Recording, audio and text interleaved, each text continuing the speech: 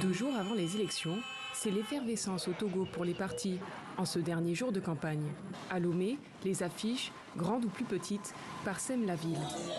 Et les caravanes des candidats circulent. Le parti au pouvoir depuis plusieurs années, UNIR, héritier du RPT, a notamment organisé un meeting à la plage de Lomé. Pour ce candidat UNIR, la campagne s'est globalement bien passée.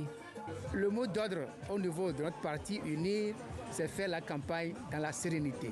Éviter l'animosité à tous les niveaux afin qu'aucun Togolais, au moment de la campagne, ne connaisse aucun incident.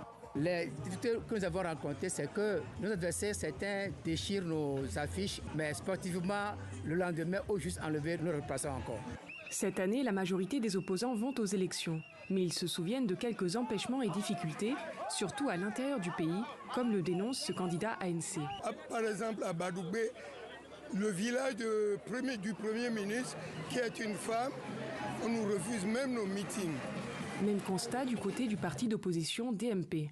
Tout s'est bien passé, sauf qu'à certains endroits, le pouvoir a orchestré des manœuvres. À Dapan, par exemple, lors d'un meeting, on est venu chercher un de nos camarades qui devrait aller faire le meeting. Le préfet l'a appelé pour l'envoyer chez le commandant de brigade. La DMP avait aussi dénoncé le rejet de 9 de leur liste électorale.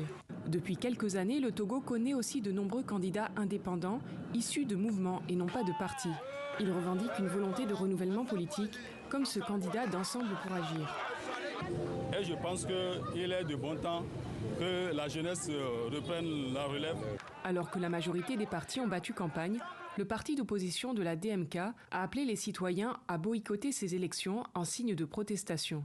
Ces prochaines élections législatives et régionales sont cruciales pour l'avenir politique du Togo, dans un contexte de réforme constitutionnelle qui pourrait voir passer le pays à un régime parlementaire avec un pouvoir exécutif qui irait au chef de la majorité des députés.